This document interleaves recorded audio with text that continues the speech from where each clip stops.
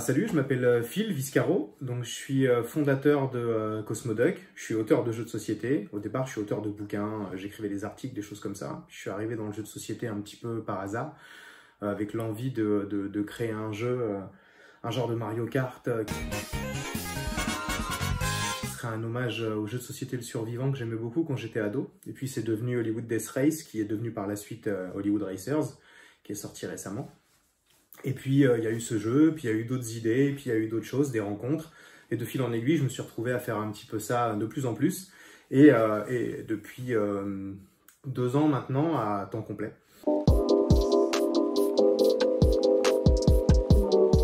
Alors, mon premier souvenir de jeu de société, alors évidemment, mon premier souvenir, ça doit être quelque chose comme le Monopoly ou un truc comme ça, genre premier jeu auquel j'ai joué.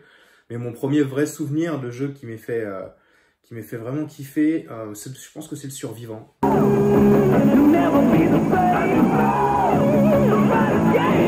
jeu MB chez nous, qui était une sorte de Mad Max avec des petits véhicules en plastique de couleur qui faisaient la course sur des plateaux qu'on plaçait les uns après les autres et on éliminait des véhicules.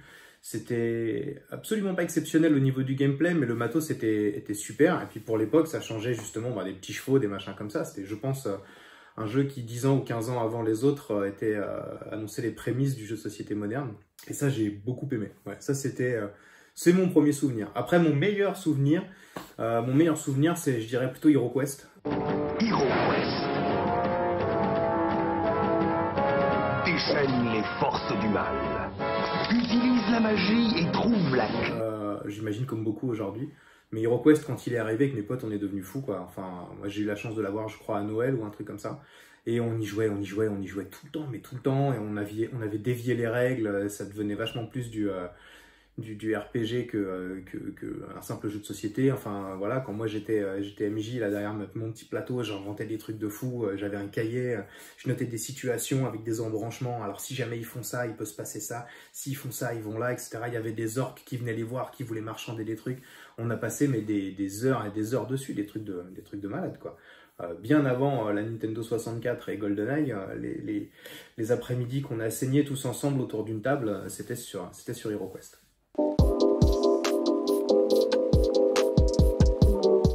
Alors moi, je suis plutôt le genre de joueur qui aime bien... Enfin, moi, j'ai besoin de m'amuser, en fait, essentiellement.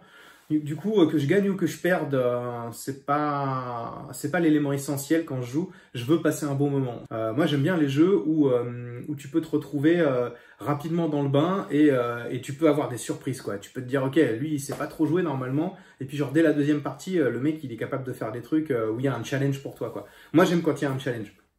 J'ai notamment dans mon groupe d'amis une amie qui s'appelle Andrea, avec qui on est vraiment tous les deux genre au coude à coude quand on joue à des trucs. On a le même genre de façon de réfléchir à des trucs, même genre de stratégie, et c'est hyper enrichissant parce que tu sens que c'est comme si tu avais un rival comme dans les vieux films de karaté, tu sais, où il y a un championnat et puis c'est toujours les deux mêmes à la fin qui se retrouvent comme ça. Il y a d'autres jeux comme genre Splendor Marvel, quand je joue avec ma nana, elle m'éclate à chaque fois. Mais à chaque fois, c'est-à-dire que on va faire 70 parties, je vais en gagner 2, 3 peut-être avec un peu de bol, parce que peut-être j'aurais dévié son attention, tu vois. Mais il y a des jeux comme ça où il y a des jeux où on est du même niveau, donc c'est pareil. Avec ma nana aussi, on se fait des trucs, des jeux où on est à fond, et d'autres trucs où elle m'explose, mais alors je me fais retourner dans tous les sens. Et je déteste les gens qui trichent. Moi, ça me fout en l'air une partie quand quelqu'un genre a triché, voilà, et qui se soit fait attraper ou qui se soit fait attraper plus tard. Mais si tu joues avec moi et que tu joues... ou les gens qui jouent, genre, faire chier pour faire chier. Moi, ça me sort du jeu assez vite. Et du coup, pourquoi j'ai pas très envie de me remettre dans le jeu, pas envie de retourner dedans, enfin, voilà, quoi.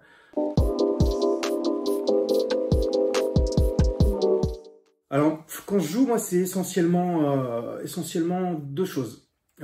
Soit de par mon métier d'auteur, c'est des sessions test des jeux que je crée ou qu'on crée avec l'équipe, où là, évidemment, on a besoin de se retrouver ou même d'aller rencontrer des gens dans des bars à jeux, dans des soirées, des choses comme ça, pour tester nos mécaniques, vérifier que ça marche bien. Donc là, c'est toujours un peu particulier parce que c'est ton propre jeu, tu joues, puis tu es en train d'essayer de faire des réglages. Tu n'es pas complètement dedans, mais en même temps, tu essaies de te projeter sur ce que ça donnerait en tant que jeu fini. Et puis sinon, quand je veux vraiment passer des moments fun avec mes potes, c'est plutôt des soirées jeux, genre qu'on prévoit 3-4 semaines à l'avance. On se fait des petits plannings, des doodles, des machins où on s'envoie genre hey, tiens, qui est dispo à telle date, machin. Et puis on se réunit, après c'est genre apéro dînatoire, tu vois, le truc où tout le monde ramène des trucs à bouffer, et puis on discute, on se raconte des choses, on chill un peu, et après bam, on joue toute la soirée jusqu'au début du matin, quoi. Et là c'est marrant, parce que vraiment on enchaîne plein de jeux différents, c'est toujours là où t'en as un qui dit tiens, j'ai reçu SKS, venez on va l'essayer, machin. Mais essentiellement on est dans des soirées où c'est plusieurs jeux light ou moyens que généralement un seul gros jeu. On est rarement sur des soirées où on fait un seul gros jeu. On est plutôt sur des trucs où on enchaîne une multitude de jeux pour se marrer, pour que tout le monde puisse gagner à des moments différents, pour qu'il y ait différents styles de jeu, différentes stratégies qui puissent être abordées et que ce soit marrant, quoi. Et puis en plus ça va, plus t'es fatigué, plus généralement tu choisis des jeux pas du tout adaptés à la fin de la soirée et tu te marres encore plus. Moi, ce que j'aime bien comme jeu, ça va être tout ce qui est, alors bon, je l'ai dit tout à l'heure, déjà tout ce qui est fun, donc ce qui va être un peu party game, mais pas les party games genre où t'es censé faire du mauvais goût, vulgaire, machin, les trucs comme on voit souvent popper dans certaines boutiques spécialisées. Ça m'intéresse pas. Non, moi ce que j'aime, c'est vraiment les trucs où on se marre. Je suis assez un vieux de la vieille sur tout ce qui est ludique et fun.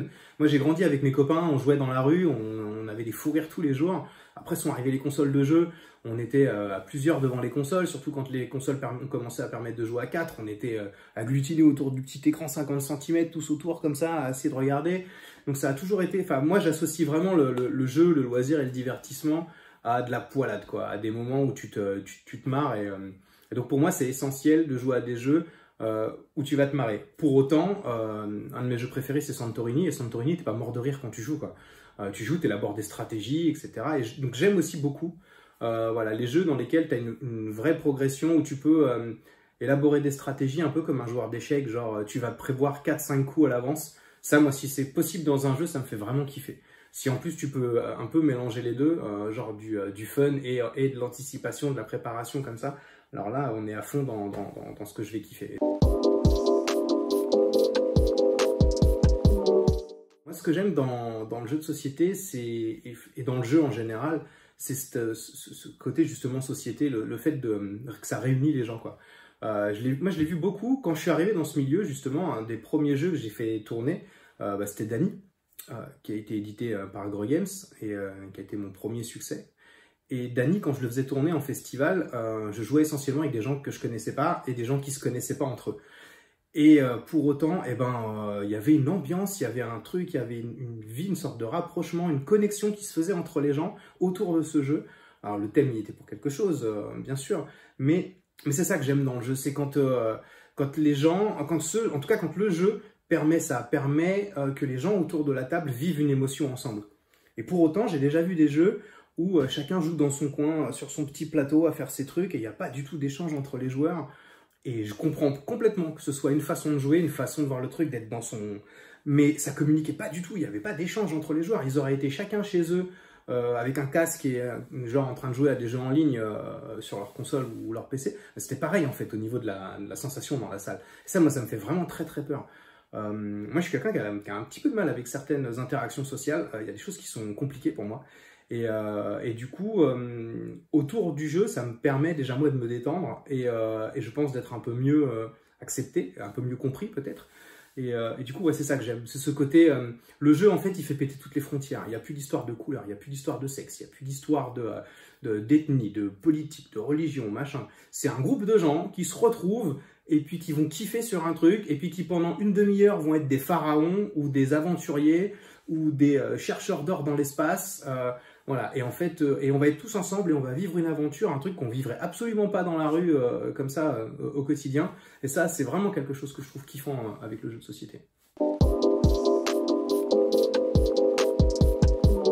Alors en ce moment, moi je joue alors beaucoup à des jeux qu'on est en train de développer, parce qu'avec Amine notamment, on a signé 2 jeux là en début d'année, et moi j'en ai signé 2 de mon côté. Donc ça fait déjà 4, plus il y en a, je crois, 2 là qui sont sur le point d'être signés. Donc on est à fond là-dedans, quoi. On est dans cette phase de fin de dev de certains jeux, d'équilibrage d'autres. Donc là, malheureusement, malheureusement pour la diversité actuelle, ludique, dont je pourrais jouir, je suis essentiellement sur des jeux à moi. Maintenant, je ne joue pas qu'à ça, j'essaye aussi de me trouver tout le temps des petits moments pour jouer avec ma nana ou avec des potes.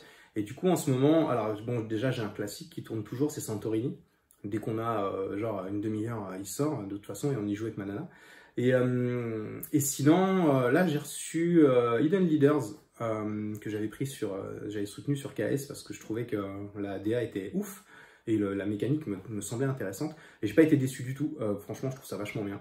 Et donc là, on a fait quelques parties déjà et je pense que ça va sortir régulièrement là dans les prochaines soirées parce que ça tourne vite, ça tourne bien. C'est exactement ce que j'aime comme genre de jeu. Donc voilà, ça me plaît. Après, j'ai espoir de réussir à gagner à Splendor Marvel. Donc je continue de temps en temps, hein, quand même, quand elle me défie, à accepter le défi et à me faire retourner, en espérant un jour réussir à mettre en place une stratégie gagnante. Voilà, sinon c'est essentiellement ça. Happy City, on joue beaucoup avec les enfants, ce qu'ils aiment bien, donc notamment parce qu'il y a la carte de Poudlard dedans. C'est Harry Potter, quoi.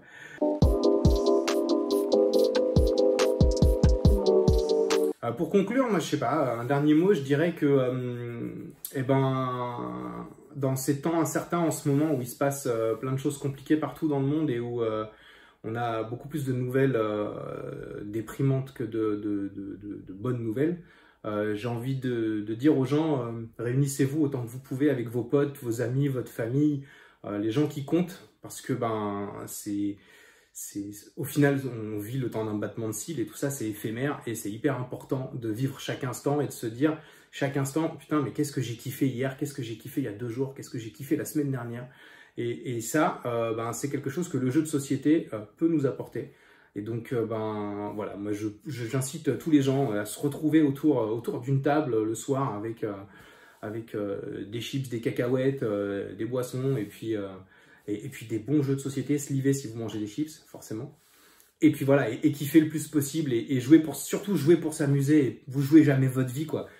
Quand vous jouez à un truc, je veux dire, même à Seven Wonders, quoi, si vous n'avez pas gagné la victoire par la guerre, c'est pas grave en fait, parce que vous avez passé un bon moment avec des potes, et puis voilà, quoi.